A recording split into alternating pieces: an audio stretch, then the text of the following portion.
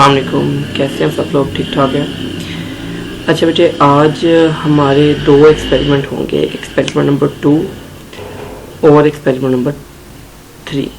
ये दोनों एक्सपेरिमेंट के अंदर हमने KL900D जो ऑपरेटर्स हम लोगों ने लैब में देखे थे, उन्हीं ऑपरेटर्स के ऊपर ही हम लोग ये एक्सपेरिमेंट परफॉर्म कर पाएंगे।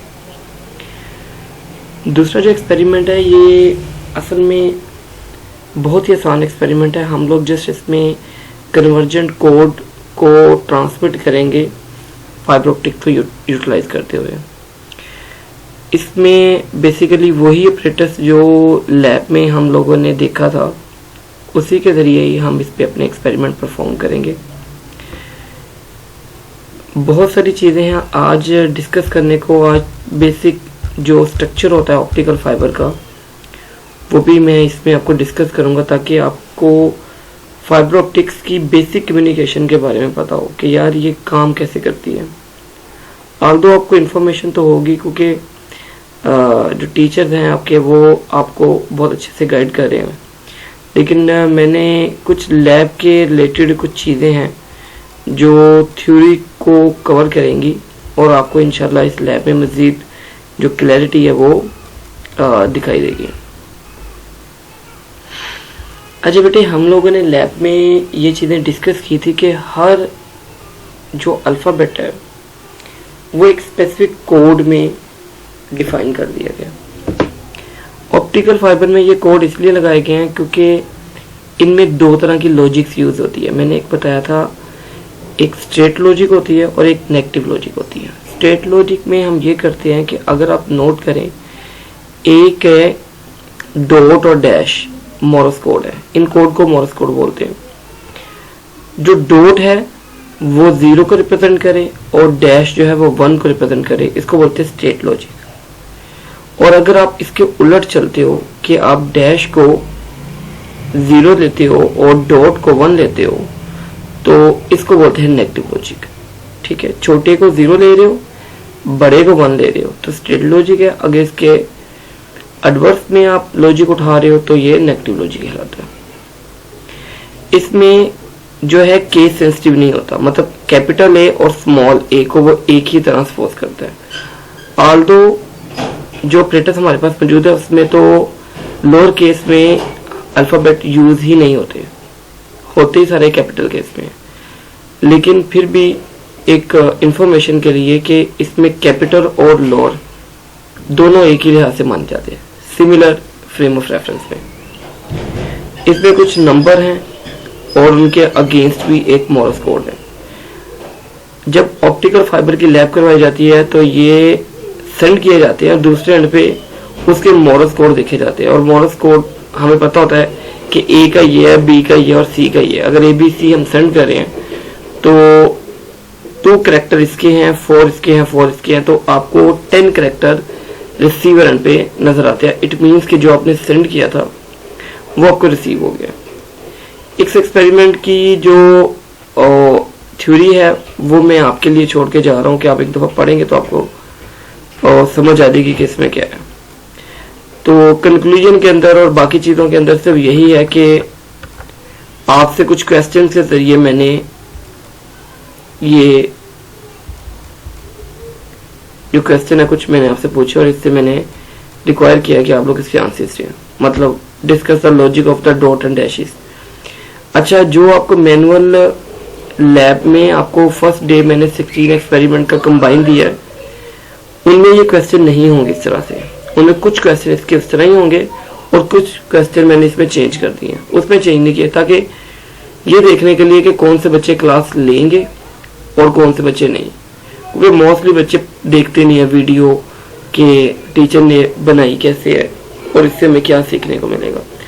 आज की जो वीडियो है बहुत ज्यादा इंफॉर्मेटिव आपके लिए होने वाली है। तो मोरस कोड को आपने वहां से देखना और इसमें यहाँ पे कन्वर्ट कर देना। लॉजिक्स की बात मैंने अभी आपको समझाई, आप इसको नेट पे भी सर्च करेंगे तो आपको बहुत सारा मौत मिल जाएगा।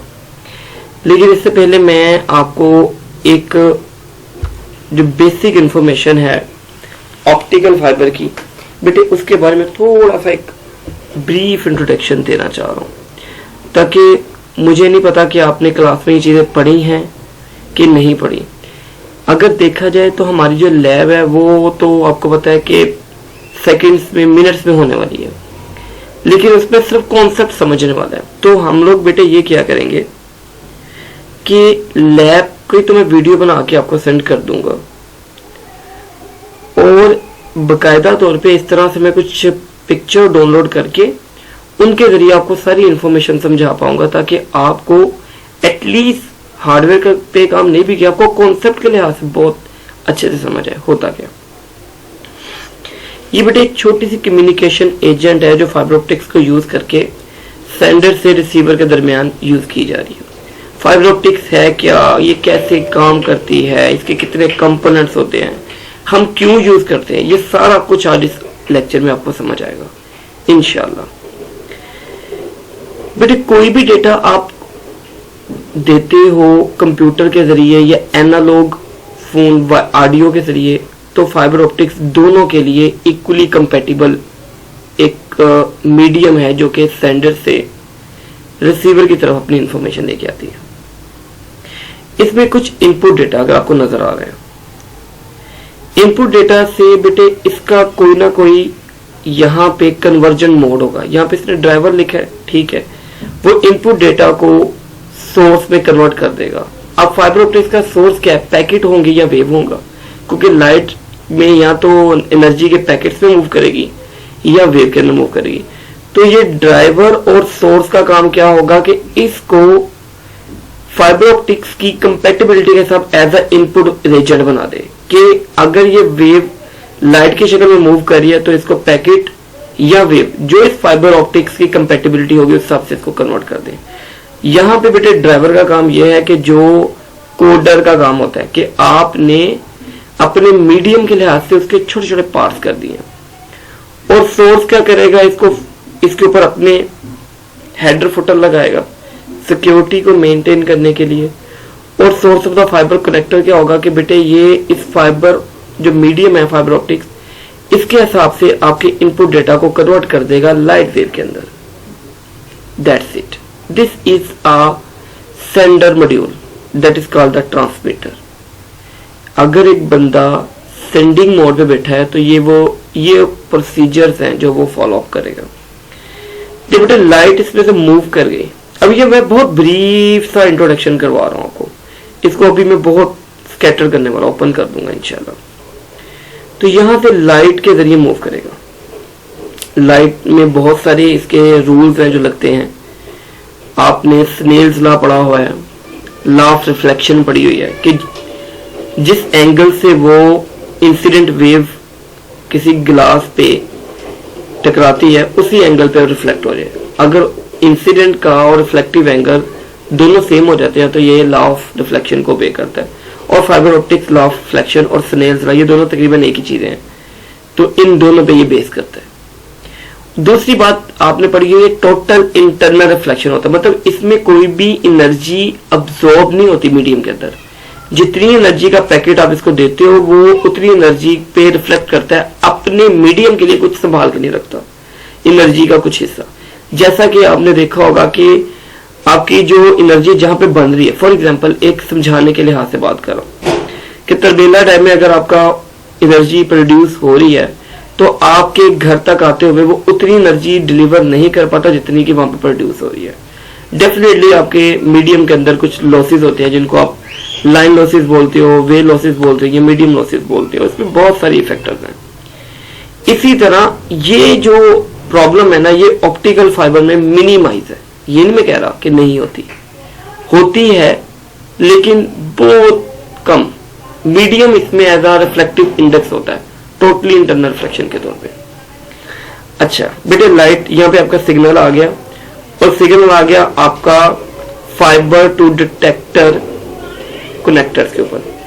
ये एग्जैक्टली वही काम कर रहा है जो इसने अगर आपकी इंफॉर्मेशन को बाइंड करके लाइट में कन्वर्ट कर दिया, it should be look like that कि ये उसी इनपुट लाइट सिग्नल को जो आपका रिसीवर होगा उसकी कंपैटिबिलिटी के लिहाज से ये उसको कन्वर्ट कर देगा एज अ डिटेक्टर पे, और ये आउटपुट सर्किट को भेज देगा। ये बहुत ही कॉम्प्लेक्स सर्किट है, मैंने पहले सोचा था कि आपको वो सर्किट पे ले जाऊं जिसमें आप लोगों ने वो फिल्टर भी डिजाइन पड़े हुए हैं, सब चीजें, लेकिन मैंने कहा था अभी 2-3 लैब छोड़ के ना आगे लेके जाऊंगा।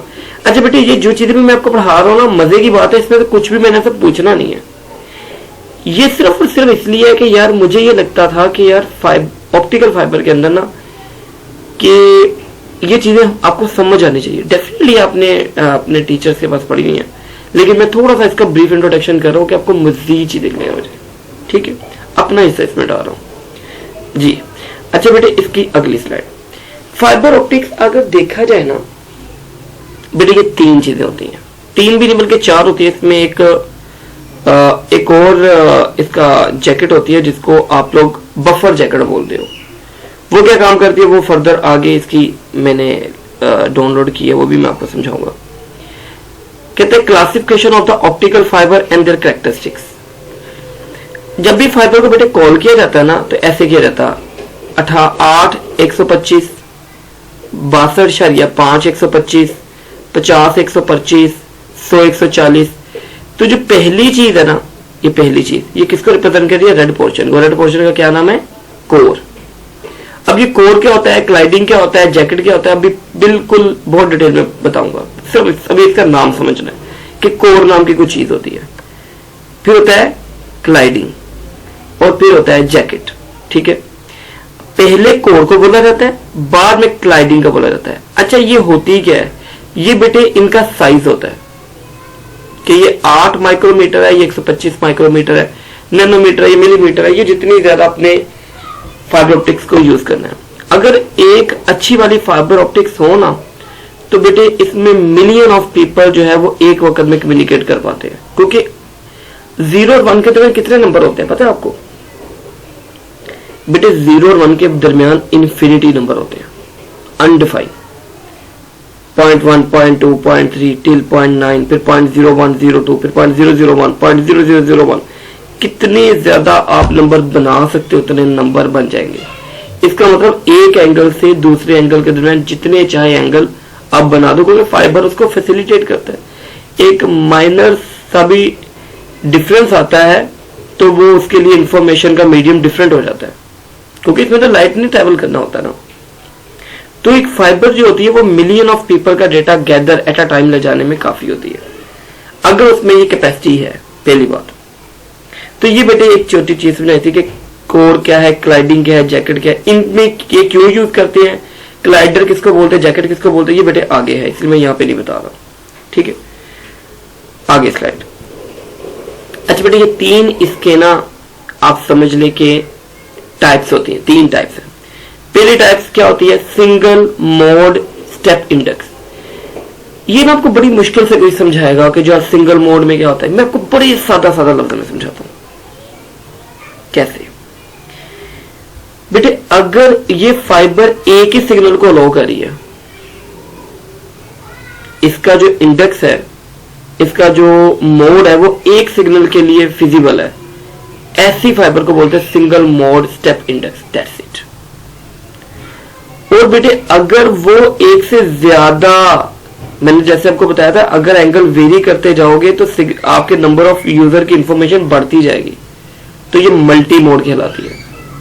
और ये जो एक वायर है, अगर एक वायर के अंदर इस तरह से मल्टी वायर हो तो इसको मल्टी मोड स्टेपिंग इंडेक्स बोलते हैं। मतलब ये मल्टी हो तो ये बनता है और ये मल्टी हो तो ये बन जाता है, ठीक है। तो मल्टी स्टेप इंडेक्स फाइबर जो है वो ज्यादा कंपैटिबिलिटी और डेटा अबंडेंसी के लिहाज से यूज की जाती है। दुनिया में फाइबर क्यों यूज की जाती है इसकी बात भी आगे इसके अंदर मैंने एक स्लाइड रखी हुई है, तो वो मैं वहीं पे डिस्कस करूंगा।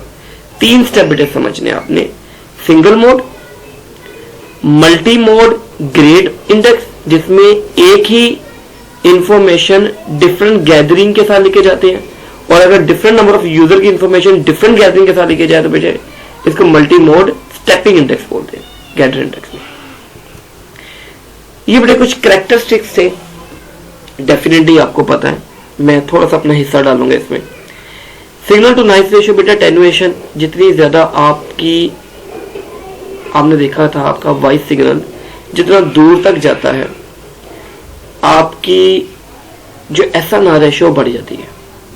जितनी सिग्नल टू नॉइस रेशो की बढ़ती है ना, आपका जो एक्चुअल सिग्नल होता है उतना रिड्यूस हो जाता है, उतनी समझ लें उसकी जो स्ट्रेंथ है ना वो वीक हो जाती है। और जितनी स्ट्रेंथ वीक होती जाती है, देखिए ना, एक चीज में आप इम्प्योरिटीज ऐड करते जा रहे हैं, एक वक्त आएगा कि उसमें 70% इम्प्योरिटीज हो गई, 30% एक्चुअल सिग्नल है, तो इसका मतलब हमारी इंफॉर्मेशन प्रॉपर तो डेस्टिनेशन तक नहीं पहुंचेगी। तो सिग्नल टू नॉइस रेशियो में ये बात ध्यान में रखनी है आपने कि इसकी वैल्यू होनी भी चाहिए, क्योंकि ये एज अ कैरियर के तौर पर भी यूज होता है। लेकिन 30-40% तक ठीक है, ये चला जाए, एक्चुअल सिग्नल की स्ट्रेंथ ज्यादा होनी चाहिए। लेकिन कहीं ये ओवरलैप कर जाए, ओवरकम कर जाए एक्चुअल सिग्नल को, तो ये आपको आगे जो है वो शो सुनाई देता है, एक्चुअल सिग्नल नहीं सुनाई देता। जैसा कि आपने देखा होगा, जो लोग नाइट कॉल्स करते हैं, जब वो कॉल्स के दरमियान 2 मिनट के लिए चुप रहते हैं ना, तो उनको नाइस सुनाई देती है। वो होता क्या है कि जितनी आपकी सेलुलर कंपनीज है ना, ये आपका उतना स्लॉट उठा के ना, उतने सिग्नल का स्लॉट उठा के किसी और यूजर को दे देते हैं अपनी बैंडविड्थ बचाने के लिए, कि अभी तक इस सिग्नल पे कोई डेटा का भी, क्योंकि ये तो मिली सेकंड में जाके कंट्रोल कर रहे होते हैं, तो वो आपका जो 2-3 सेकंड के लिए चुप रहना होता है, उनके लिए पूरा एक चैनलाइज हो जाता है। तो ये जब देते हो उतनी देर तक के लिए आपको शोर सुनाई देता है, और आप दोबारा से बोलते हो क्या कहा, तो उधर से भी किसी ने कुछ नहीं कहा होता, तो दरमियान में जो अटेन्युएशन होती है ना, वो आपको सुनाई दे रही होती है। क्योंकि रात के टाइम ये चीज बड़ी क्लियर नजर आती है, इसलिए मैं रात की एग्जांपल दे रहा हूं। ठीक है, अगली बेटे बात है bit error rate, BER। Bit error rate में मतलब क्या होता है कि आपको पता है कि ट्रांसमिशन के दौरान कुछ एक्स्ट्रा बिट ऐड कर दी जाती हैं एज अ डोपिंग एजेंट के तौर पे, उनकी वैल्यू भी समटाइम बढ़ जाती है। सिग्नल एक्चुअल समझाने के लिए मैं इसको बताऊं ये कैसे हो जाता है, ये ना असल में कंप्यूटर साइंस वाले बहुत अच्छे से समझते हैं। सेंडर ने रिसीवर को एक डेटा सेंड किया, एक्चुअल बिट थी 16 समझाने के लिए। उसने कहा यार दरमियान में हैकर बैठा है, यहाँ अनऑथराइज कोई मेरा यूजर बैठा जो मेरे डेटे को ले लेगा, उसने इसमें डोपिंग ऐड कर दी, कुछ एक्स्ट्रा बिट ऐड कर दी, इंप्योरिटीज ऐड कर दी। अब 16 बिट एक्चुअल थी भाई, करते कराते वो होगी 30 बिट, ठीक है कोई बात नहीं, क्योंकि आपने एल्गोरिदम रिसीवर एंड पे दिया हुआ है जिससे वो जो एक्स्ट्रा बिट है वो निकाल लेगा और एक्चुअल सिग्नल दे देगा।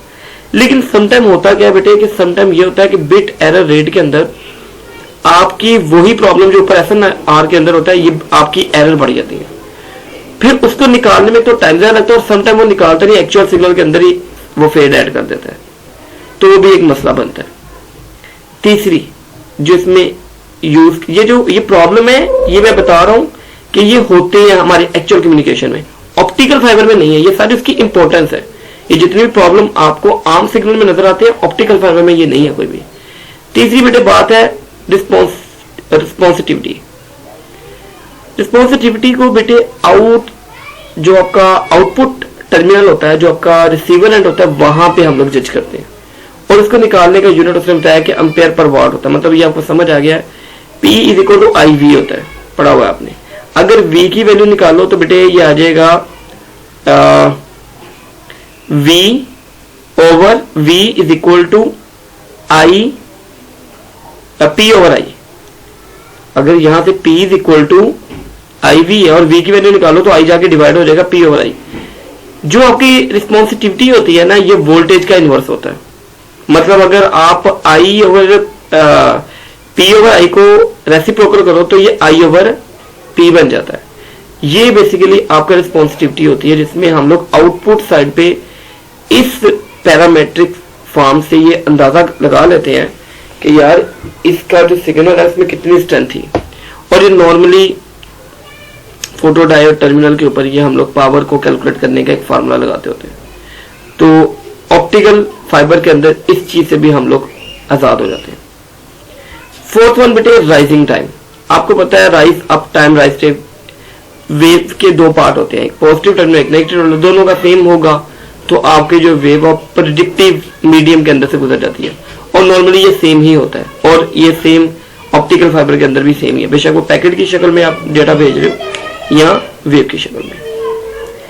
लास्ट वन चीज है सेंसिटिविटी। सेंसिटिविटी बेटे हम लोग ना इसको रिप्रेजेंट करते हैं, समझ लें कि वाट के अंदर, माइक्रो वाट कितना है, इसकी वैल्यू कितनी है, रिस्पॉन्सिव वैल्यूज कैसे बनाई जा सकती है। मतलब इसका हम लोग एक एक्सपेरिमेंट पढ़ेंगे OTDR, उसमें हम लोग डीबीज के लिहाज से स्ट्रेंथ कैलकुलेट करेंगे कि जितने सेंडर ने डेटा सेंड किया था क्या रिसीवर पे उतना ही मिला। तो ये एक छोटा सा सिंबॉलिक मेजरमेंट्स होती है किसी चीज को आइडेंटिफाई करने के लिए। तो ये सारी चीजें इंपॉर्टेंस है, जो चीजें ड्रॉबैक्स हैं वो उसकी स्ट्रेंथ है ऑप्टिकल फाइबर के अंदर, वो चीजें मौजूद नहीं है। तो ऑप्टिकल फाइबर इन चीजों को, इन 5 एरर को ओवरकम करता है और आपके सिग्नल को डेस्टिनेशन तक पहुंचाता है। दिस इज लाइक द बेटा कनेक्टर। ये कनेक्टर नॉर्मली ये दोनों ही मेरा ख्याल मेल बने हुए हैं, SMA और ST, एक सेंटर साइड पे है, एक टर्मिनल साइड पे होता है। वैसे कनेक्टर मैं आपको दिखा भी रहता हूँ, कनेक्टर बहुत अच्छे अच्छे से यूज भी हुए हैं। मैं पहले आपको ये कनेक्टर्स आ गए मैंने रखे थे आप लोगों के लिए। बेटे आपने अगर नोट किया तो ये आपको पेयर की फॉर्म में 2 कनेक्टर नजर आ रहे हैं। मतलब एक मेल फॉर्म होगी, एक फीमेल फॉर्म है, एक इंसर्ट होगा दूसरे कनेक्टर के अंदर, ताकि आपकी जो कनेक्टिविटी है वो प्रॉपर हो सके। और जो इनके नाम है SC ST, ये इनके साइंटिस्ट के नाम। जैसे FC का नाम है वो फ्लोरिसन कनेक्टर यूज होता है, ये लॉजिकल कनेक्टर यूज होता है, इसको मल्टी कनेक्टर यूज करते हैं, DNN। ये मैंने इनकी एब्रीविएशन नहीं पढ़ी तो, लेकिन इसकी पढ़ने की जरूरत भी ऐसा नहीं है। नॉर्मली आपके SC कम्युनिकेटर और टर्मिनल, मतलब सेंटर साइड पे और रिसीवर साइड पे 2 तरह के यूज होते हैं। बाकी फील्ड के अंदर ना आपको ये सब्जेक्ट बहुत कम मतलब पे बैक करेगा अगर आपको ये समझ आ गई सिर्फ इसकी इंफॉर्मेशन। इस पूरे एक्सपेरिमेंट में आप कोई एक्सपेरिमेंट ना परफॉर्म करें कोई प्रॉब्लम नहीं। जो 3 एक्सपेरिमेंट मैंने लास्ट पे आपको बताया ना, OTDR, VLC और सप्लाइसर, ये 3 आपने अपने हाथ से परफॉर्म करने। जब भी आप यूनिवर्सिटी इंशाल्लाह वजल कभी ना कभी तो आएंगे तो आपने मुझे कहना कि सर ये जरा हमें फिजिकली करवाएं। वैसे मैं इसकी फिजिकली बिल्कुल इसको परफॉर्म करूंगा, क्योंकि ये मशीनें सारी हमारे पास नहीं है, तो आपको समझ आएगी कि यार वाकई हमें सप्लाइज करना आते नहीं है, किसी को नहीं सप्लाइज करना आता इंडस्ट्री में। तो आप लोग इंशाल्लाह पहले होंगे जिनको सप्लाइज करना है। आपसे पहले जो सीनियर गुजरे हैं, अब उसमें तो यूनिवर्सिटी जाना मुझे अलाउ ही नहीं था, तो मैं नहीं बना सका। मैंने सोचा था कि मैं बैठ के सप्लाइज करके उनको दिखाऊं, क्योंकि उस पर हमारे पास इक्विपमेंट भी नहीं था, लेकिन अब हमारे पास अल्हम्दुलिल्लाह है। खैर, अच्छा बेटे यहां तक तो था हमारा बेसिक जो इन्फॉर्मेशन। अब मैंने ना इसी इन्फॉर्मेशन को ना, अब मेरे जो चीजें पीछे छोड़ के आई हूँ, आपको कहता मैं आगे आऊंगा, आगे बताऊंगा, तो वो चीजें स्टार्ट होने लगी हैं। बड़े एहतियात से ये 10-15 मिनट की वीडियो ये देखनी है आपने, आपको इंशाल्लाह मजा आएगा। Optical fibre optics copper versus copper के बारे में बताया। कहता optical fibre transmit a light pulse can be use for analogue and digital transmission. जैसे मैंने आपको पहले बताया कि ये ऑडियो, वीडियो, वॉइस, कंप्यूटर सबके लिए लेके जा सकता है, लेकिन इसके बिहार पे जो कॉपर वायर है जो हमारी इंफॉर्मेशन लेके जाती है, can carry a same type of signal with electrical pulse. ये तो लाइट की शक्ल में लेके जाता है हमारा ऑप्टिकल फाइबर, और जो कॉपर वायर होती है वो इलेक्ट्रिकल पल्स होती है। ये मेरे से अच्छा आप जानते हो, आपने माशाल्लाह पढ़ी है सब्जेक्ट सारे। Advantages why we use optical fibre instead of the like other, हम लोग ये जो नेट की कैट 6 कैट 5 डेटा रेट के लिए यूज करते हैं। Why we prefer optical fibre, ठीक है, कैट 5 से हम क्यों इसको प्रेफर करते हैं। पहली बेटे बात यह है कि सबसे पहली चीज ही बड़ी जबरदस्त है, बैंडविड्थ। देखो यार पहले 60 चैनल थे, ठीक है, अब 3600 चैनल है। Hell of a difference between them matter करेगा भाई। ज्यादा जो अबंडेंट ऑफ डेटा होता है वो बड़ा अट्रैक्टिव होता है, ठीक है, तो मोर डेटा पर सेकेंड ज्यादा है, हमें पता है। दूसरी मजे की बात, लॉन्ग डिस्टेंस के लिए आप किसी भी इन्वायरमेंट के अंदर इसको बिछा सकते हो, in the sense of the sand, under the earth, under the sea, इसको कोई डैमेज नहीं होता क्योंकि इसकी क्लाइडिंग बहुत सख्त होती है। फिर सबसे मजे की बात, फास्टर है। आप लोग कहाँ बैठे हुए थे 100 MBPS के ऊपर, अब आप जाने लगे हो 4000 MBPS के ऊपर, ठीक है। 5G इंशाल्लाह लॉन्च होगी तो आप देखेंगे, तो इन तारों में तो ये कैपेसिटी नहीं होगी, मीडियम तो एटलीस्ट यही होंगे ना। तो फाइबर ऑप्टिक बिछानी अब आपकी जरूरत है, बल्कि जिद होनी चाहिए आपकी। ये जैसे आपने निकलना है ना इंशाल्लाह इंजीनियरिंग करके, मोस्ट प्रोबेबली 2021 में, तो आप देखिएगा इंशाल्लाह आपको ये सब्जेक्ट ना अच्छी इंफॉर्मेशन अगर आपके पास है, वो किसी से भी ली हो, तो आपको ये पे बैक करेगा, क्योंकि उनको इस तरह के बंदे चाहिए इंडस्ट्री में। Special application like the medical images, मतलब अब इसमें क्या होता है कि बेटे फास्ट कम्युनिकेशन के लिए हाई रेजोल्यूशन कैमरा बॉडी के अंदर इंसर्ट करके किसी डिजीज को डायग्नोस करने के लिए, तो आपको पता है फास्ट कम्युनिकेशन की बात करें, बैंडविड्थ की बात करें, तो हाई रेजोल्यूशन के लिए मीडियम भी फास्ट चाहिए होगा, तो फाइबर ऑप्टिक उधर भी यूज होती है। बेटे ये का बहुत ही मजे की स्लाइड मुझे लगी, बड़ी सिंपल तरीके से बहुत अच्छा समझ आ जाता है। एलिमेंट्स क्या है, जिसकी ट्रांसमीटर है जो क्या करता है, लाइट पल्स बनाता है। कनेक्टर और केबल्स हैं जो पैसिवली कैरी आउट करते हैं, मतलब इन बिटवीन द मीडियम। और लास्ट पे है रिसीवर डिटेक्टर जो लाइट पल्स को रिसीव करता है, मतलब एक देता है, एक मीडियम है, एक लेता है, दैट्स इट। ठीक है, ये इसमें बना भी नहीं नीचे पिक्चर। रिपीटर क्या करते हैं, जब सिग्नल की स्ट्रेंथ आपको तो कुछ डिस्टेंस तक कम हो जाती है, ये डिस्टेंस ऑप्टिकल फाइबर के अंदर वो डिस्टेंस नहीं है कि जो आपके ये वायरलेस वाईफाई के लिए आप रिपीटर यूज करते हो, नहीं, वो तो मेरा ख्याल मीटर्स के बाद आपको लगाने पड़ते हैं। ये हेल ऑफ द मतलब आपको 1000 ऑफ मीटर और किलोमीटर्स के बाद ये रिपीटर लगाने पड़ते हैं, और वो भी इन सेंस ऑफ कि आपके डैमेजेस आ जाते हैं जब फाइबर ऑप्टिक्स के अंदर, तो वहां पर रिपीटर लगाना जरूरत बन जाती है। लेकिन लॉन्ग टर्म के लिए फाइबर ऑप्टिक्स इनफ होती है, रिपीटर की जरूरत नहीं है। लेकिन हाँ, ये इसका एक एलिमेंट है कि अगर आपको एक्यूरेसी के ऊपर काम करना है, यू नीड अ रिपीटर। आप चाहते हो कि आइडियल केस के ऊपर मूव करना है मुझे, तो ये करना पड़ेगा आपको। तो फाइबर रिपीटर आप लगा सकते हो डिफरेंट डिस्टेंस के बाद, लेकिन ये डिस्टेंस काफी बड़े होते हैं एज कम्पेयर टू कि आपको थोड़े थोड़े जगह पर लगाने पड़ते हैं, इसमें ऐसा नहीं है जी बेटे। वो ये स्लाइड आ गई जिसमें हम लोग कोर को डिस्कस करेंगे, क्लाइडिंग को करेंगे, बफर को करेंगे और जैकेट को करेंगे। मैंने आपको पहले बताया था। अगर बेटे नोट करो तो इसकी जो लेंथ है उसने 8 माइक्रोमीटर, 120 माइक्रोमीटर, 250 माइक्रोमीटर, जिसको बफर कहता वहां पे वो मिस कर गया था, और लास्ट पे जैकेट है। ये करता है कि मैं सिर्फ पढ़ूंगा आपको समझ आ जाएगी। ग्लास, ये मटेरियल बना किसका वो बता रहे हैं, ग्लास और plastic with a high index of reflection. ये क्या बताना चाह रहा है भला, देन द क्लाइडिंग। कोर की जो रिफ्लेक्टिव इंडेक्स होती है वो क्लाइडिंग से बहुत ज्यादा होती है, मतलब वो ना होने के बराबर अब्जॉर्प्शन लेवल पे जाता है। कोई सिग्नल, कोई भी एनर्जी लेता ही नहीं अपने लिए, और फिर क्या कहता है, as a carrier of signal use होता है। कोर का काम खत्म, बस 2 बातों में उसने बात समझा दी कि कोर क्या काम कर रहा होता है। क्लाइडिंग क्या होता है, ये भी ग्लास और प्लास्टिक मटेरियल का बना होता है विद अ लो इंडेक्स। इतनी एक्यूरेसी नहीं होती जितनी कोर की होती है इसकी भी रिफ्लेक्टिव इंडेक्स बहुत ज्यादा, लेकिन उतनी नहीं जितनी कोर की। ठीक है, तो ये भी एक काम कर सिग्नल में से अगर एनर्जी थोड़ी सी क्लाइडिंग वाली साइड पे आ रही है तो उसको भी रिफ्लेक्टिव इंडेक्स प्रॉपर करता है, लेकिन not exactly as the core is act, जैसा कि कोर करता है वैसा नहीं।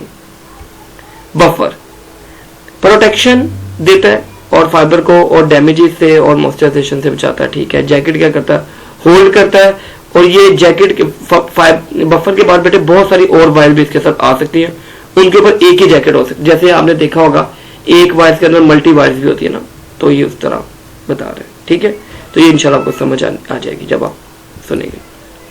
अच्छा बेटे, ये 3 स्लाइड है, इसके बाद ये खत्म हो जाएगा। सिंगल मोड क्या मैंने आपको बताया था, जिसमें विच ओनली अलो 1 लाइट और path mode. Single mode fibre क्या होती है, एक लाइट को पास करती है, मैंने ये पहले आपको समझा दिया होगा। Multi mode step index fibre क्या करती है, कहता होता उसका अगर हम नोट करें वो 8 से 9 आपको माइक्रोमीटर तक होती है उसका साइज। इसका होता है 50 से 62 और समटाइम कहता है इससे भी ज्यादा। तो इसमें आपको पता है ये देखें 3 उसने अभी लाइट के सिग्नल बनाया है, एक एंगल पर टकराया वो डेविएट कर गया, दूसरा इस पर टकराया, तीसरा इस पर टकराया। इस तरह से मल्टी लाइट्स जो है वो मूव करती हैं मल्टी स्टेप इंडेक्स फाइबर के अंदर, और ये लॉन्ग डिस्टेंस के लिए ट्रैवल करती है और इनको कोई प्रॉब्लम नहीं होती, कोई इनमें डिस्टर्बेंस या कोलिजन नहीं होता। और मल्टी ग्रेडिंग के अंदर ये आपको समझ आ गया होगा कि ये अगर इस तरह की और इस तरह की अगर बहुत सारी हो तो मल्टी ग्रेडिंग के अंदर आ जाती है। ठीक है, उधर में आकर ऊपर नीचे हो गया था, तो ये इधर बिल्कुल सीक्वेंस है। ठीक है बेटे, this is all about the optical fibre basic concept. इसकी बहुत सारी और भी आगे स्लाइड है, लेकिन मैंने कहा था कि हम लोग थोड़ा सा अंडरस्टैंड कर लें, हमें समझ आ जाए। अभी तक जो बातें की है मैं आपको समाप्त कर दूं। हमने बेटे ये सीखा कि फाइबर में कोड नाम का कोई चीज होती है, क्लाइडिंग होती है, बफर होता है, और उसके ऊपर से उसकी लेयर होती है जो प्रोटेक्ट करती है। ठीक है, उसके बाद हमने सीखे इसके 3 मोड है, सिंगल मोड है, मल्टी मोड और मल्टी ग्रेडिंग मोड है, ठीक है। फिर हमने ये सीखा कि लाइट जो है वो टोटली इंटरनल रिफ्लेक्शन पे काम करती है। खैर ये अगली लैब में बहुत डिटेल में समझाऊंगा कि अभी तो मैंने आपको फिजिकल बिहेवियर इसका बताया ना, अगली लैब में मैं आपको इसके लॉजिकल पे चला जाऊंगा कि सिग्नल मूव कैसे कर रहा होता है, और एक वीडियो दिखाऊंगा साथ आपको। ये बेटे वही है जो हमारी लैब में माशाल्लाह इंशाल्लाह जैसा होता है, ठीक है, ये हम लोग यूज करते हैं, ठीक है। इसके बाद जो बेटे आपकी जो थर्ड है आपका एक्सपेरिमेंट, वो क्या है,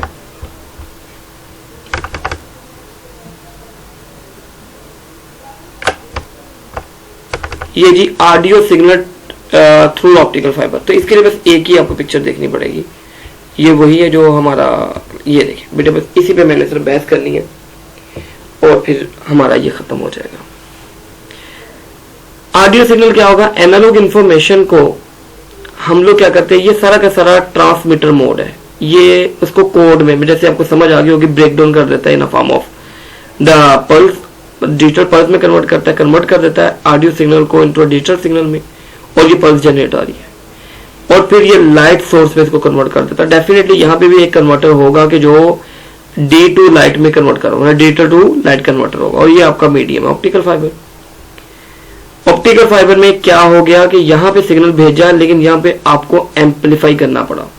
खैर इसका नहीं मैं बताता यहाँ पे, बल्कि आप ना यहाँ पे क्वेश्चन ऐड कर लीजिएगा, नीचे मैं पूछ लूँ क्वेश्चन कौन कौन से। ये तो बड़े बेसिक सवाल पूछे हैं कि आपको, मुझे क्योंकि ये फिजिकली लैब के लिए क्वेश्चन मैंने होते हैं कि आपको फिजिकली आवाज आई, क्या आपने आवाज सुनी, इस तरह के क्वेश्चन है। लेकिन यहाँ पे एक क्वेश्चन आप इसकी जगह रिप्लेस कर दीजिएगा, वो ये कि why we use the amplifier for the receiver side, ठीक है, हम इनपुट साइड पे तो यूज नहीं कर रहे, रिसीवर साइड पे क्यों यूज कर रहे हैं। तो ये आपने सर्च करके समझ के मुझे फिर इसका जवाब देना है।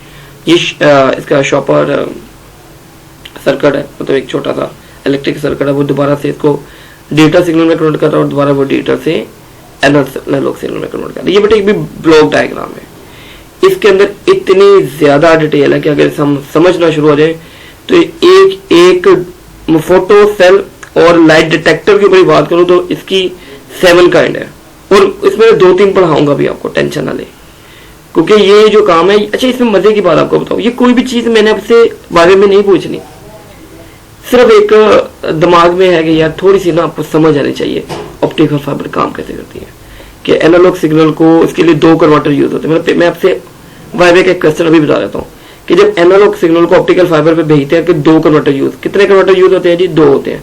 पहला कन्वर्टर क्या करता है, उसको डिजिटल पल्स में कन्वर्ट करता है, और दूसरा डिजिटल पल्स को लाइट पल्स में कन्वर्ट करता है। इनके नाम क्या है, वो नाम है अगली लैब में बता रहे हैं। इनके कितने काइंड्स है अगली लैब में बतानी है, वो को क्या अगली लैब भी है इसकी।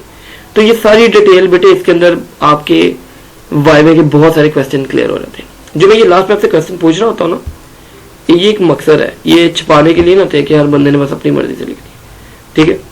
और अगर आपको कोई बात है, इसमें कोई प्रॉब्लम लगी है, तो आप यहाँ पे लिख के उस जो आपने उसका आंसर खुद निकाला होगा वो यहाँ पे आप रीजन में लिख सकते हैं। यहाँ तक बेटे हमारा ये लैब खत्म हो गई है, तो इंशाल्लाह आपके ऑनलाइन होगी, आपके सेक्शन ए और बी की ऑनलाइन इकट्ठी लैब होगी। अगर तो ये अप्रैल में खुलते हैं इंशाल्लाह इंस्टीट्यूट, तो फिजिकली होगी, लेकिन मुझे नहीं लग रहा कि फिजिकली होंगी, ऑनलाइन ही चलेंगी। तो बेटे ये दोनों जो आपके सेक्शन ए और बी हैं, उन दोनों के लिए ये आप लोग देखें, और इसको आप लोग तकरीबन सुबह 9:30 बजे तक प्लीज़ ऑनलाइन आ जाइएगा। तो जो आपकी क्यूरीज होगी वो डिस्कस करेंगे, और साथ ही आपका जो क्वेश्चन आंसर सेशन होगा वो करेंगे, और साथ आपके अटेंडेंस भी प्लीज़ सुबह मैंने लाजमी ऑनलाइन आपके सामने अटेंडेंस मार्क करनी है, ठीक है। तो प्लीज़ जो लास्ट वीक का जो कंपनसेशन था वो मैंने कहा था हम लोग इस लैब में निकाल लेंगे, उसमें अल्हम्दुलिल्लाह हमने कोशिश की कि हम उसको कंप्लीट कर पाए। सुबह के लिए बहरहाल किसी को रिलैक्सेशन नहीं है, किसी का कोई प्रॉब्लम है, आदत जो हमें पड़ी हुई है वो हमें ख़त्म करनी चाहिए। अच्छा बेटे एक बात और आपसे डिस्कस करनी थी, रमज़ानुल मुबारक में ये दिन बना है मेरा कि बजाय इसके कि हम लोग सहरी करके सो जाएं, तो हम अपनी लैब पूरे 8 बजे स्टार्ट किया करेंगे। 8 से भी बेशक थोड़ा जल्दी अगर कहेंगे तो तब स्टार्ट कर लेंगे, ताकि हम लोग जल्दी फिनिश कर लें और पहले टाइम रिलैक्स करने की बजाय बार बार टाइम रिलैक्स कर लें। मतलब अगर आपके दिमाग में ये है कि हम सैरी करके सो जाएंगे 4-5 बजे और फिर 10 बजे उठ के पढ़ लें, तो ऐसा नहीं होगा। तो हम 8 बजे पढ़ेंगे, 8 से लेके 9:30 पौने 10 बजे तक। ये लैब की मैक्सिमम इतने टाइम लगेगा। उसके बाद मेरी तरफ से आप दोबारा फ्री हैं कि आप अपना काम कर सकते हैं, ठीक है। तो मैं जल्दी पढ़ा दूंगा आपको, सही होगी बात, क्योंकि मेरा मूड है कि आपको पढ़ाने के बाद ही बाद में रेस्ट किया जाए, अगर हमें यूनिवर्सिटी नहीं बुलाती। तो अगर यूनिवर्सिटी बुलाती है तो डेफिनेटली हमने 8 बजे यूनिवर्सिटी में जाना है। उस केस में भी हम 8 बजे ही क्लास लेंगे पूरे, ठीक है जी। अपना बेटे बहुत ज़्यादा ख्याल रखिएगा।